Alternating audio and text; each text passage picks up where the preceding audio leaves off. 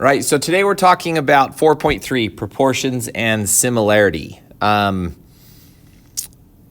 We've reviewed proportions already this year. Example A is a good idea of kind of what we've seen, what we've reviewed. We've got 15 over x is equal to 6 over 10. And we talked about when you're solving that missing piece, you can multiply the two that are at a diagonal and then divide by the one that's left over. So in this case, x would equal 15 times 10 divided by 6. So x would equal 25. Now, to expand on that, we want to make sure that we recognize doing the cross multiply and divide thing is kind of a shortcut of something called the cross product property. So example B, we have a similar situation. The problem is on the left and the right, we have x's, and they're not alone. The x's are being added to something else. So what you learned how to do back in probably 7th grade, maybe 8th grade, is something called a cross product. And that's where you can multiply the parts that are at a diagonal, just like we did on example A, and set them equal to each other. So you can say 7 multiplied by x minus 3 is equal to 2 multiplied by x plus 2. And then we can distribute and solve for x. So 7x minus 21 is equal to 2x plus 4. I want my x's on the same side, so I'm going to minus 2 x's from here and move them to this side. So I get 5x minus 21 equals 4. I'm going to add 21 to both sides. So 5x is equal to 25. Divide by 5. X is equal to 5. Once you know that x is equal to 5, if that's all it was looking for, then you're done. If it wants you to find the missing parts of the proportion, you would just take that 5 and you would plug it in. So on the left, you've got 7 over 7. On the right, you've got 2 over 2. Usually they just want you to solve it and leave it as the x value. So part C is going to take us a few more steps because it kind of takes us back to what we did in chapter 3 when we were solving quadratics. If you don't see the quadratic yet, don't worry, you'll see it here soon. So I've got a ratio that equals another ratio. I have a proportion, but I've got multiple x's. So you multiply the diagonals. So 6, let's do the other one first. X minus 1 multiplied by x plus 6 equals 5 times 6. Now this one, we've got a FOIL. There's going to be a lot more multiplying and a little bit more math involved. So x times x is x squared. X times 6 is 6x. Negative 1 times x is negative x. Negative 1 times 6 is negative 6. And 5 times 6 is 30. So when I combine like terms, I get x squared plus 5x minus 6 equals 30. To solve a quadratic like we did last quarter, you need to get everything on one side. So I'm going to minus the 30 over here so that I end up with x squared plus 5x minus 36 equals 0. Now I can do my big X, and I can look for two numbers that multiply to be negative 36, and they also add up to be 5. So if I start down that list, I'm going to start with an even. I've got 2 and 18. That's not going to be 5. I've got 3 and 12. That's not going to be 5. I've got 4 and 9. There's my two numbers that I want. But they multiply to be a negative. They add up to be a positive, which means the negative goes with the 4. So my parentheses would be x minus 4, x plus 9 equals 0. Which means I have two possible values of x. This one tells me that x could equal 4. This one tells me that x could equal negative 9. Both of those x values are a solution to the proportion that we've got up there for C. Okay, this kind of leads us into Similarity, which again is a concept that you guys have seen and reviewed for years now in math class. Hopefully you've seen and reviewed it. One thing I want to mention that I'm not sure if you've seen in the past, there is a symbol for similarity. And it looks like this. It's this weird little squiggly line. That means that whatever's in front of it is similar to whatever's after it. So it's kind of like x is equal to 5. Well, x would be similar to 5 is how you would read something with that symbol in it. And we usually use it in geometry, not algebra. So similar shapes, quick review. Last time we talked about dilations.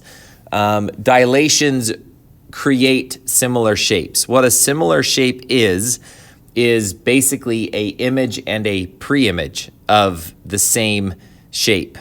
So when you do that, a lot of things stay the same. The basic shape stays the same. All of the angles stay the same. So on this example right here, this angle at the top would be equal to this angle at the top. This angle on the right is the same as this one on the right, and this one on the bottom left is the same as this one on the bottom left. You get the same angles. Now, obviously the sides aren't the same. That's because we dilated it. One of them is bigger than the other. But there is a relationship between the sides in that they are all proportional. So the notes over here say that if you take A and put it over A prime, that's going to be equal to C over C prime, which is going to be equal to B over B prime. So all of the sides are proportional to each other. And what we can do with that is we can solve for missing sides. For this example, D, it says that each pair of shapes is similar. Find X and Y. So when I look at this shape, I'm looking for the corresponding sides. And this one, it's pretty easy to see. This number on top goes with this number on top. The X and the 15 are on the same sides of the shape, and the 30 and the Y are on the same side. Now, these are similar, so these sides are proportional. So if I take the big side 5 and I write that over 3, that's going to be the same as the big side X written over the little side 15. Now I've got a proportion. I can cross multiply and divide. 5 times 15 is what? 75 divided by 3. So X is equal to 25. Okay, now I want to set up a proportion using Y, and I don't even have to use the same 5 over 3. If I want to set this one up as Y on top and 30 on the bottom, I can do that. I just need to make sure that I use the same shape on top for the next piece. So I'm going to put 3 on top and 5 on the bottom because the 3 and the Y are on the same shape. The 5 and the 30 are on the same shape. And again, I just cross multiply, divide by 5. So 3 times 30 is 90, divided by 5, Y equals 18. Okay, example E, same idea. My different sides are proportional. How do we want to do this one? Is there going to be an easier way to set it up? No, we'll just keep doing what we're doing. I've got the little one on the left is related to that little one on the left. The Y on the bottom is related to the 24. And the 4 on the right is related to the 20. So those blue numbers I circled, those are the ones that I know. And I'm looking for X first. So I've got X on top and X plus 12 on the bottom. And I'm going to cross multiply. I'm not going to divide because I have 2 X's. So I'm going to cross multiply and set them equal to each other for this one. So X times 20, I can do that in my head. That's 20x is equal to 4 times x plus 12. So 20x after I distribute is equal to 4x plus 48. I do my railroad tracks. I minus 4x from both sides. 16x is equal to 48. Divide by 16. So x is equal to 4. Now that means this x is equal to 4 and this x is equal to 4. No, it's not. It's equal to 3. That's not going to work. Bad math, Mr. Reed. 48 divided by 16 is not 4, it's 3. This is what happens when you do math at 7 in the morning, which makes more sense because this blue one over here is 4 and this one is not as the same size. So that one's going to be 3. X plus 12 is going to make this side 15 long, right? Now we're looking for y. So I know that whatever proportion I set up needs to have y in it, so I can put y over 24. But now that I know those other sides, if I want, I can do 3 over 15. Y over 24 is equal to 3 over 15. You cross multiply and you divide, right? So we're going to do 3 times 24. And then we're going to divide by 15, and we don't end up with a nice number, do we? Calculator work, 4.8. So y is equal to 4.8, which for some reason, when you guys get decimals in geometry, you panic. But believe it or not, shapes in the real world are not all exact numbers. You get decimals all the time. Okay, a couple more examples, and I'll let you on your way. F. I put this one on here because the ACT loves this diagram. It loves similar shapes when they're on top of each other. So what I have here, it tells me that A, B, C, so it tells me that A to B to C, it tells me that that triangle is similar to ADE. So that green triangle is similar to ADE. Now I'm drawing these triangles, and the fact that it tells me they are similar is important because just because this line goes through the triangle doesn't mean I've got a similar triangle. There's something special about that line that we'll worry about next time. So I have 2 triangles that are similar. When I look at these triangles, y is the little side of the green triangle. To get that same side of the purple, I guess I shouldn't say the little side. Y is the side of the green triangle. To get that same side of the purple triangle, this piece of it is 12. The rest of it is y, so the purple triangle is actually 12 plus y on that side. The bottoms aren't nearly as difficult. I've got 32 on the bottom of the green one. I've got x on the bottom of the purple one.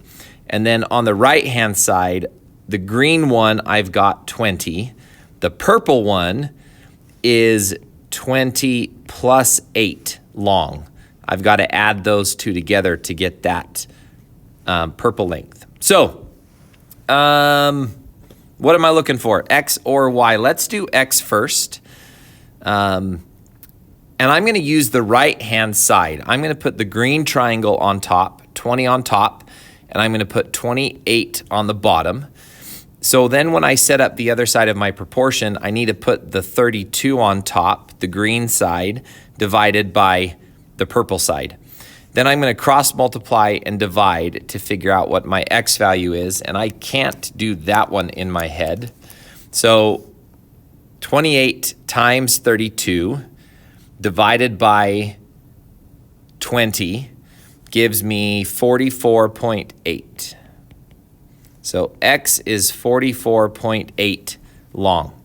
Now to find y, I'm going to use the left side of the triangle, so y over 12 plus y is equal to, and I'm going to use the right side again, 20 over 28. And then I cross multiply these together, and I end up with 28y is equal to 20 times 12 plus y. I distribute on the right, 28y equals 240 plus 20y. I minus the 20y, and I get 8y equals 240. Divide by 8, and y is going to equal 30. So that means y is 30, and this big side is 30 plus y. So that big side of the triangle, if it wanted me to find it, is 42.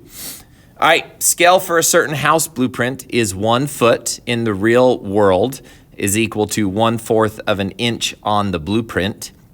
How long is an actual wall? So the way this is written out, it's giving you the actual measurement in feet on top, and it's giving you the scale measurement, the blueprint. Maybe I'll put blueprint on the bottom. It's giving you the blueprint measurement on the bottom in inches. So it tells you that 1 foot is the same as 1/4 of an inch. And then it goes on to say that the actual wall is 3.5 feet. No, how long is an actual wall that you're looking for the actual wall?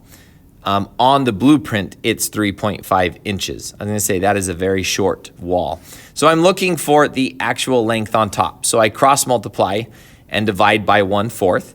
So 1 times 3.5 divided by 1/4 is going to be what? 12, 13, 14. So x equals 14, and it's in feet. So that would be 14 feet. So homework. You've got problems that look a lot like what we did at the top, and then you've got a cool extended one at the end. Yes, you need to try the extended problem. It's a beautiful problem. It's a great problem. Do your best. Come see me if you need any help.